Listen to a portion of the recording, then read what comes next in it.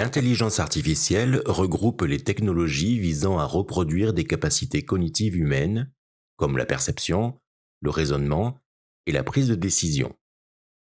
Elle permet aux machines d'accomplir des tâches complexes, auparavant réservées aux humains, telles que l'analyse de données, la reconnaissance d'images et de langage, et l'apprentissage par expérience. L'IA fait déjà partie de nos vies. On la retrouve dans les assistants vocaux, les recommandations personnalisées sur les plateformes de streaming par exemple, la reconnaissance d'images, les correcteurs d'orthographe, les traducteurs automatiques ou les applications de navigation GPS. Aujourd'hui, on peut parler de l'intelligence artificielle en distinguant deux grandes approches, l'approche symbolique et l'approche connexionniste. Ces deux approches sont vraiment différentes.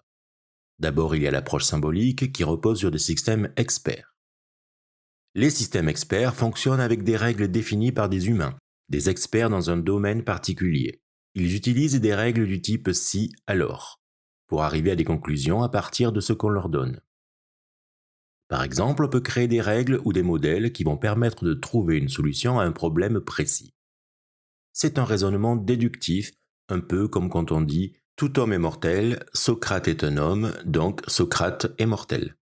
Il se programme avec des algorithmes que l'on transforme en lignes de code. Ensuite, il y a l'approche connexionniste, celle qui est à la base du machine learning. Ici, on s'inspire du fonctionnement du cerveau, en utilisant des réseaux de neurones artificiels. Ces réseaux sont faits de neurones interconnectés qui apprennent en analysant beaucoup de données.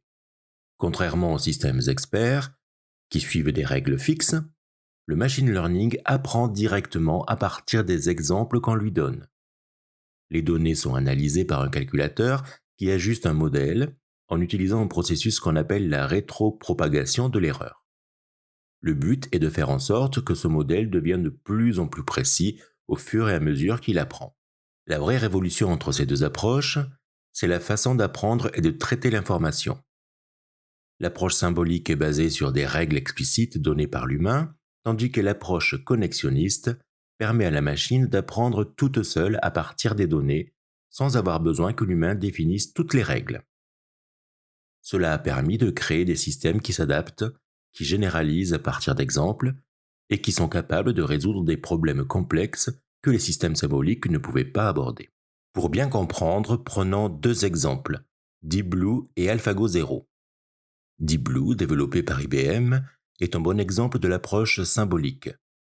Il a été conçu pour jouer aux échecs en utilisant une énorme base de données de parties, des règles données par des experts et une grande puissance de calcul pour analyser toutes les combinaisons possibles. Deep Blue pouvait calculer des millions de positions par seconde et c'est ce qui lui a permis de battre Garry Kasparov, le champion du monde, en 1997. AlphaGo Zero de DeepMind est un exemple de l'approche connexionniste. Contrairement à Deep Blue, AlphaGo Zero n'a pas été programmé avec des règles spécifiques pour jouer au Go. Il a appris à jouer en s'entraînant contre lui-même, avec pour seule base les règles du jeu. Grâce au réseau de neurones et à la rétropropagation de l'erreur, AlphaGo Zero a développé sa propre compréhension des stratégies gagnantes. Il est même arrivé à battre les meilleurs joueurs humains de Go, un jeu bien plus complexe que les échecs. Ces deux exemples montrent bien la différence entre l'approche symbolique et l'approche connexionniste. Deep Blue applique des règles définies et utilise une grande puissance de calcul, tandis qu'AlphaGo Zero apprend tout seul en découvrant les meilleures stratégies par lui-même. C'est toute la puissance du machine learning moderne. Voyons comment un modèle fait pour apprendre. Le premier type d'apprentissage est l'apprentissage supervisé, qui consiste à fournir au modèle des données labellisées. Par exemple, des images de formes géométriques avec leur nom. Le modèle apprend à associer chaque forme à son label et optimise ses prédictions au fur et à mesure. Ce type d'apprentissage est particulièrement efficace lorsque l'on dispose de nombreuses données bien annotées, car il permet au modèle de comprendre précisément la correspondance entre les caractéristiques et les labels. Le deuxième type d'apprentissage est l'apprentissage non supervisé. Les données ne sont pas labellisées. Le modèle doit découvrir des regroupements ou des similarités tout seul sans indication de l'humain. Par exemple, il peut regrouper des formes similaires sans savoir leur nom, en repérant les caractéristiques communes. L'apprentissage non supervisé est utile pour découvrir des patterns cachés dans de grandes quantités de données, là où l'humain ne pourrait pas forcément identifier les liens de manière explicite. Enfin, le troisième type d'apprentissage est l'apprentissage par renforcement, qui consiste à apprendre par essai et erreur. Le modèle interagit avec son environnement, reçoit des récompenses ou des sanctions, et adapte son comportement pour maximiser les récompenses. Par exemple, un robot qui apprend à se déplacer dans un labyrinthe en recevant des récompenses quand il fait les bons choix. L'apprentissage par renforcement est utilisé pour des problèmes où le modèle doit prendre des décisions séquentielles, comme dans les jeux ou la robotique. Et il est particulièrement efficace pour apprendre des stratégies optimales à partir de l'expérience accumulée. Voyons maintenant l'entraînement simplifié d'un réseau de neurones pour la reconnaissance d'images. Un réseau de neurones artificiels, inspiré du fonctionnement du cerveau humain, est constitué de plusieurs couches de neurones interconnectés qui collaborent pour résoudre des problèmes complexes tels que la reconnaissance d'images. Chaque neurone reçoit une ou plusieurs entrées avec un poids qu'on peut imaginer comme un potentiomètre réglable. Ces poids ou paramètres du modèle s'ajustent automatiquement pendant la phase d'apprentissage, permettant ainsi au réseau de reconnaître des images. Lorsqu'un réseau reçoit une image, par exemple celle d'un chat, cette dernière est convertie en valeurs numériques représentant ses différentes caractéristiques visuelles, couleurs, formes, textures. Ces données traversent ensuite le réseau, passant de couche en couche de la première à la dernière.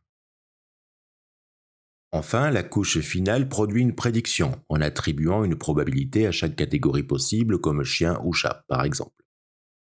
En cas d'erreur de classification, le réseau ajuste ses paramètres grâce à la technique de la rétropropagation de l'erreur.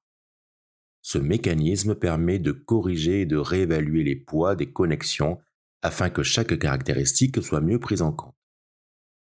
Ce processus est répété sur des milliers d'images, permettant au réseau d'affiner progressivement ses paramètres et d'améliorer ses prédictions. Ainsi, à chaque ajustement, il apprend à identifier des motifs de manière de plus en plus précise, renforçant ainsi ses capacités de reconnaissance.